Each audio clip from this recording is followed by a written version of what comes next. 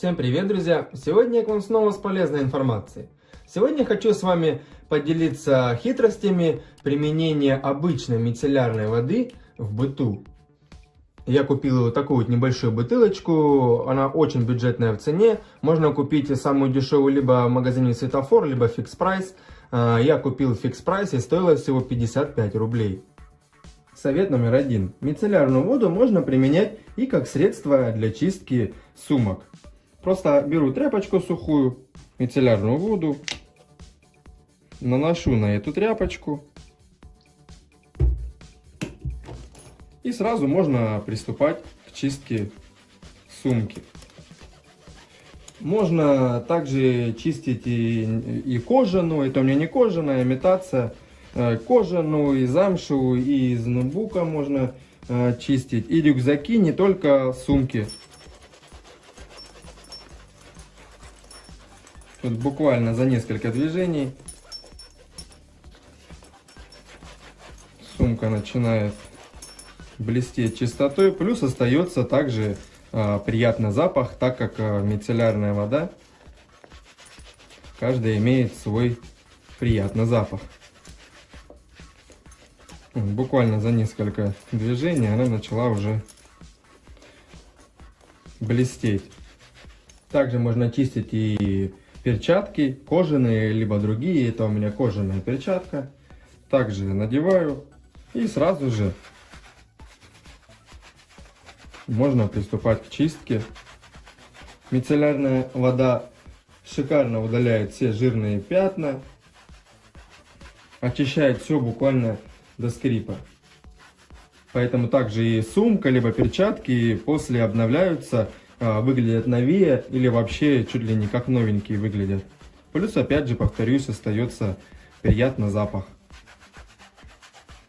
Поэтому, если не знали о таком способе, то берите на заметку.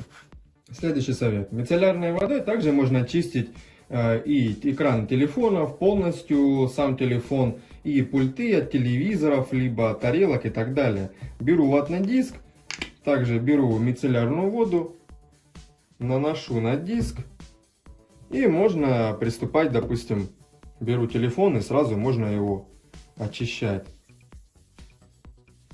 Очищается вся полностью грязь, особенно с экрана телефона. Все вот эти залапанные места, следы от пальцев и так далее, все прекрасно очищается.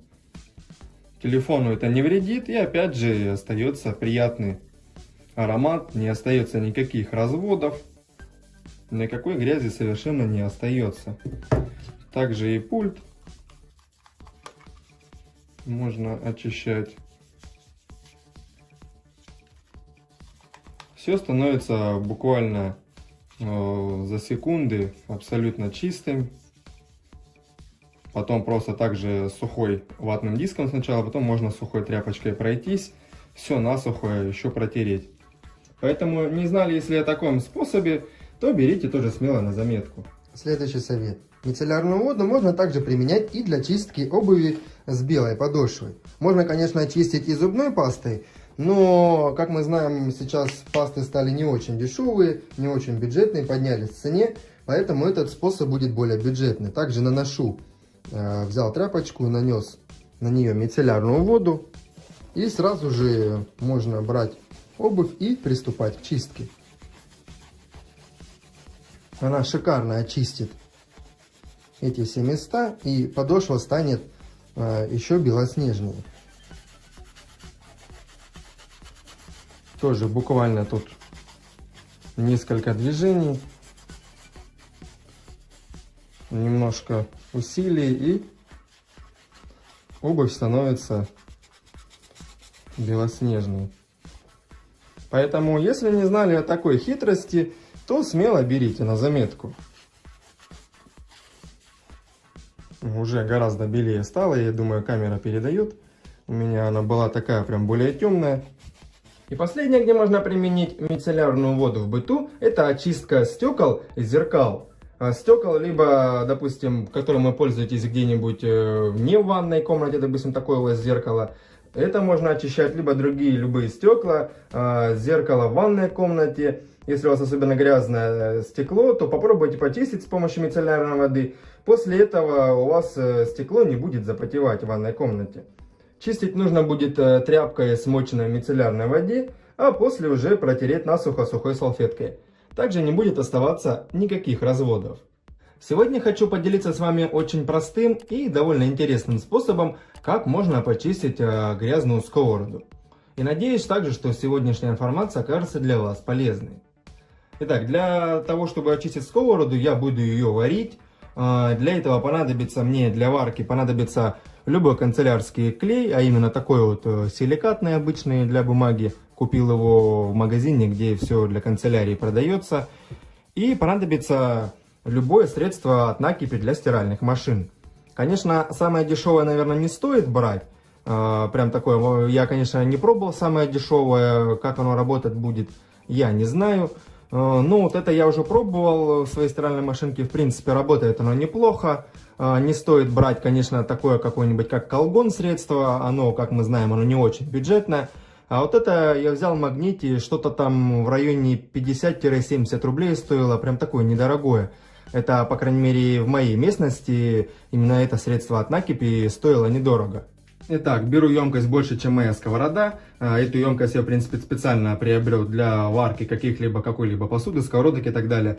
Беру теперь это средство от накипи, оно у меня в таком вот пакетике понадобится. Весь пакетик полностью высыпаю его сюда. Воду я также предварительно уже немножко подогрел, чтобы долго, соответственно, не ждать. Теперь беру этот клей, тоже понадобится весь вот этот флакончик, тоже полностью его весь выливаю. После этого сейчас хорошенько перемешать все нужно. После того, как хорошенько все перемешал, беру сковороду, опускаю ее сюда, в эту емкость. Воду довожу до кипения и буду кипятить. Для начала минут где-то 30 прокипячу. И уже потом будем смотреть на результат, что из этого получится. Итак, друзья, прошло у меня уже 30 минут, даже минут 35. Смотрите, какая тут реакция идет. Видно, что вот уже все от какого-либо нагара, жира, вот куски тут поотлетали. Вот тут внутри, в принципе, у меня грязное не было. А вот сзади, смотрите, все буквально произошла самоочистка. Я даже вообще ничего абсолютно не делал. То есть вот тут чуть-чуть, в принципе, какие-то моменты остались. А так буквально, смотрите, как прекрасно прям это подействовало средство от накипи для стиральных машин и клей. Все буквально очистилось само по себе. Тут только вот в воде вот она как кипит, там видно, ошметки эти все плавают. То есть от самого жира, нагара. Как прекрасно, смотрите, справилась, то есть это средство, то есть этот способ справилась с этой задачей. Вообще просто великолепно. Самоочистка осталась только буквально под краном. Сейчас промою. Теперь газ я уже выключаю. Дальше я варить, естественно, не буду. Промою под краном, уже окончательный результат посмотрим. И также у меня сковородка антипригарная. С антипригарным покрытием совершенно ничего не случается. Эти компоненты никак не воздействуют на это антипригарное покрытие. То есть оно никак не разрушается. Дальше будет продолжать работать. Поэтому этот как раз способ будет хорошо работать и для обычных сковородок, и для сковородок с антипригарным покрытием. Итак, друзья, домыл я полностью сковороду под краном. Смотрите, какая получилась идеальная чистота. И смотрите, также у меня сковородка, то есть дно сковородки у меня с таким вот резьбовым соединением. Думаю, да, камера видно передает. И обычно здесь забивается так много жира, нагара, его, естественно, оттуда трудно вычистить. А тут, смотрите, произошла самоочистка, все буквально тут поотлетало, вообще никакого жира, нагара не осталось. Так что, как видите, способ просто шикарно работает. Также, как я говорил, с антипригарным покрытием ничего абсолютно не случается. Я уже, когда пробовал этот способ, пробовал потом, естественно, готовить на сковородках после этого способа. Все прекрасно работает, оно и видно, в принципе, камера также передает, ничего совершенно не случилось, никаких тут кусков не поотваливалось. Все хорошо и все, в общем-то, как говорится, прекрасно. Так что надеюсь, что сегодняшняя информация оказалась для вас полезной. Берите этот способ смело на заметку, тем более он довольно-таки получается бюджетный. И всем пока!